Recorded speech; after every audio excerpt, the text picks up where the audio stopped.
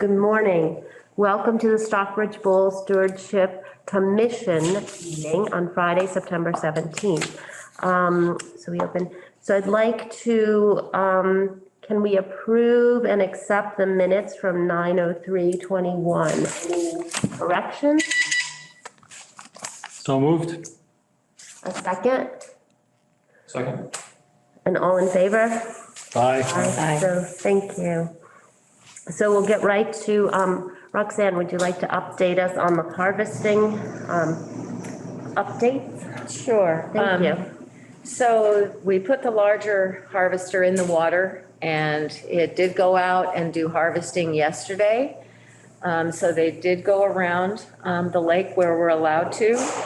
So this is prior to the Josh Billings to make sure that we're pretty clear. That'll be coming out. So that is it for the season. In terms of the damaged harvester, all the insurance adjuster's been out. That's been determined. I think we received something like $20,000 in the claim.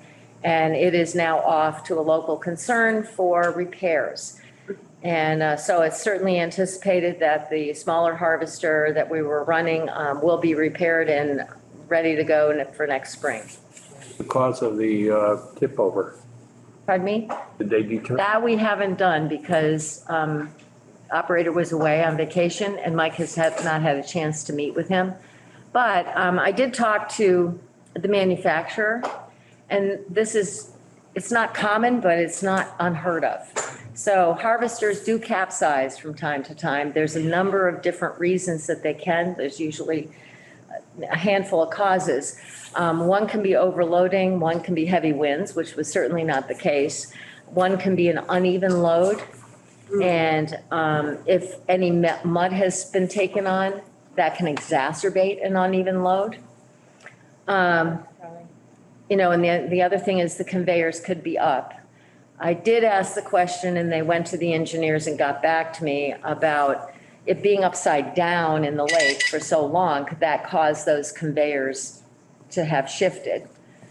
There wasn't any loss of hydraulic fluid.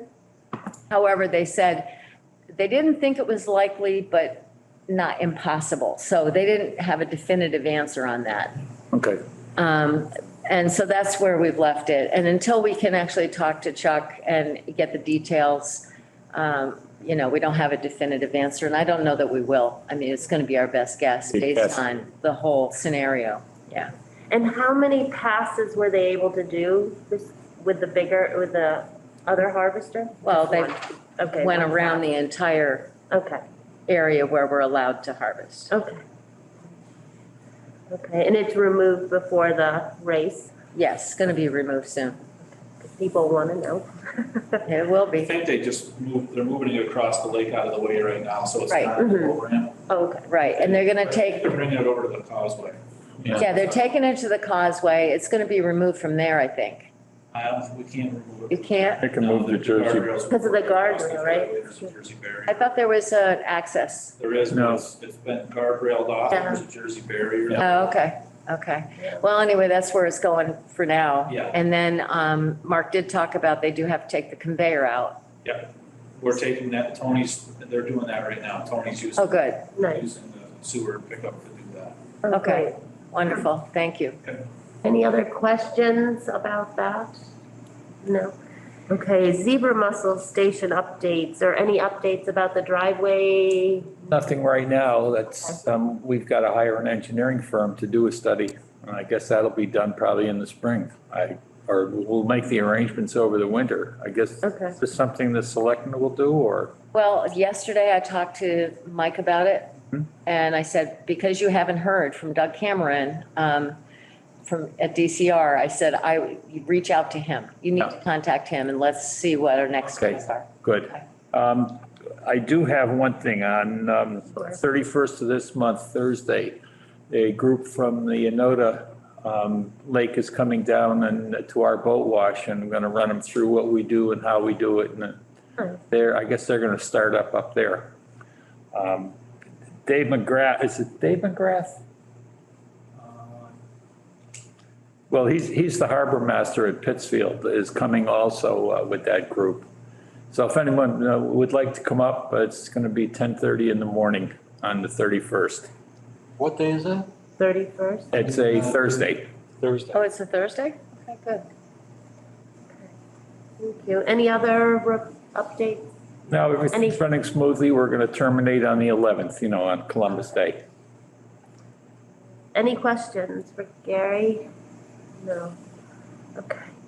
Water testing, Stockbridge Bowl. Mike, do you want to update? We are scheduled, I talked with Chuck, we're gonna go out Wednesday, Okay. and do the next round of sampling, and, I just have to, I talked to Chris Main from GZA yesterday, and we gotta meet up in Springfield somewhere, halfway point, so he can get us all the sampling bottles in the cooler.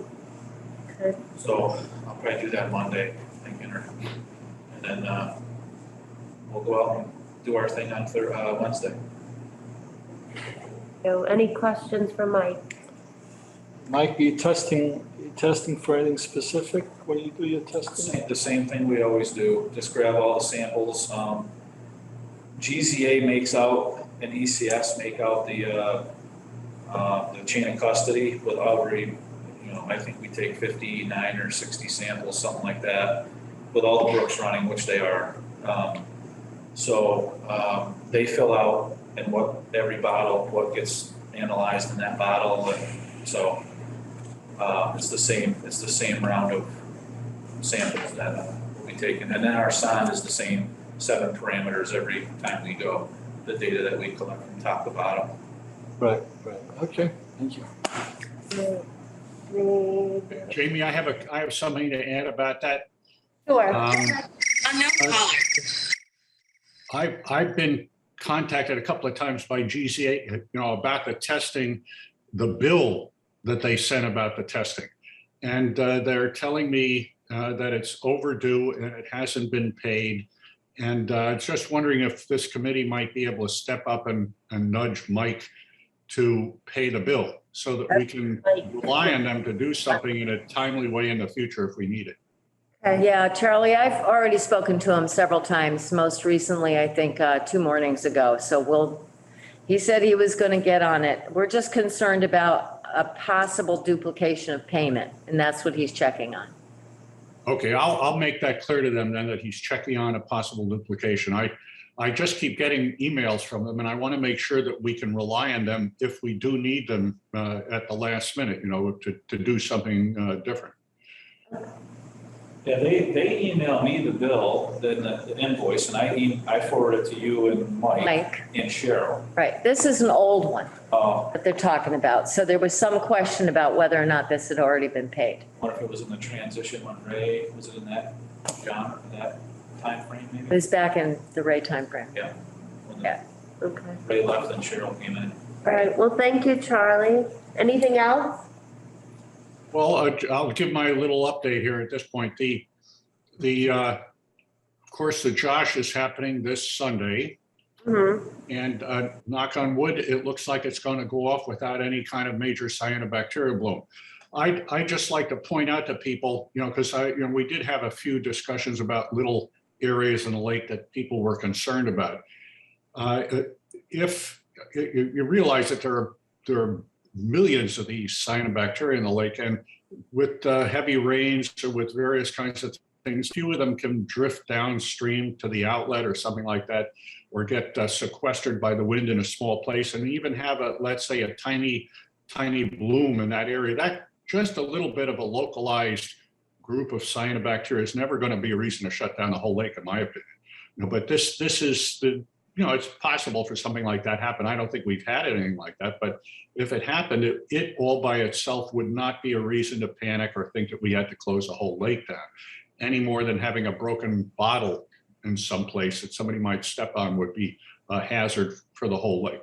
So I think we're going to be clear right now. And obviously we have a lot of cyanobacteria in the lake, and we're going to keep our fingers crossed. But I think so far we're doing fine with that. And I'm looking forward to seeing the Josh happen, especially after all of the the effort by the town to get that going. And I think that's going to be a sign that we're doing what we wanted to do, at least from from the committee's point of view about the Board of Health's focus. So thank you all for that. And Mike in particular for all of his job out there testing, and Roxanne for getting the whole thing together. As far as the rest of the lake is concerned, I think we're doing fine at this point. We just have to be wary. We all know from Mike's testing there that there's a lot of that stuff in the lake. Thank you, Charlie. Any questions for Charlie? Seeing none.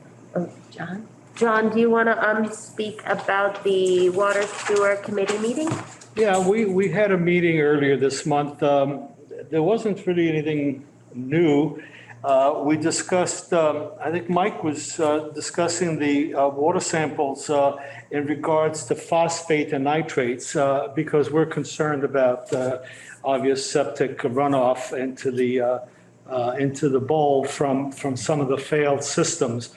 And from what I understand, Mike, there wasn't anything other than the usual amounts. And so, right. So that was a bit, reassuring because we had heard from Willits that we had some failed systems along the Lake Drive. So essentially, we're in a holding position there. We discussed once again the need to present the folks who live on the Lake Drive area with options, and we are waiting to get some more information as to which direction we should go. And it's an ongoing thing, and it's not been yet decided as to what we're going to do. Other than that, that's all I have. Great, thank you. Any questions for John? Yes, Jim, one question on that. Are we gonna check that testing again maybe next summer just to see when we're at peak season to see if there's a difference? Because I know as we're winding down into the fall, a lot of the folks on the bowl are seasonal. So just be interesting just to keep an eye on that for comparative data maybe next year. That's all. What I've done, Jim, is I've asked Chris Main at GZA to put all that information in a spreadsheet that we can all look at. Last year's data and this year's data, so we can compare every year and do so next year as well. And he's working on that. So as soon as we get it, we'll forward it around. And Jim, do you want to give any updates or information at this time? I really don't have anything. I've Okay. kind of said what I had to say about possible Okay. options, and we'll just work with people as things move along. Thank you. You're welcome. Anything else that we need to talk about today? Go ahead, Jerry. Have we heard anything from Parks and Rec about what's going on at the beach? No, just only from when they came to, into our meeting a couple of weeks ago. But we could invite them again. I think it'd be a good idea. Okay, Yeah. all right. Yeah, well, actually, since we're on that subject, we test the beaches and stuff from Memorial Day to Labor Day, and we've been part of some of those email chains about beach quality. And I will tell you, this summer was a struggle with a lot of locations. We had to shut down the Town Beach in Lee, Lenox. We have quite a few exceedances. A lot of that I think is attributed to the heavy rainfall we got in July, more than we normally see. Towns, I think, do the best they can, especially the town-run beaches. I think they do a really good job cleaning the beaches, trying to limit the geese activity and so on and so forth. But I will say, I don't think Stockbridge is really unique compared to the other towns. It was a really challenging summer with respect to at least E. coli exceedances at our semi-public beaches. Okay, thanks. And I'll just mention that yesterday, Hugh Page, we did talk about the beach parking lot project.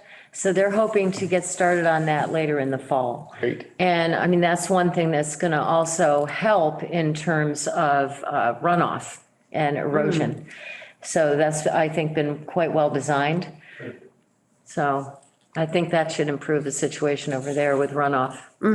That's a good point. Any other comments, questions, topics? Michael, Nathan, do you have anything? Okay. Anybody have their hand up? Does anyone have their hand? Nope. All right. I'll call the meeting to adjournment. And- Yeah, move to adjourn.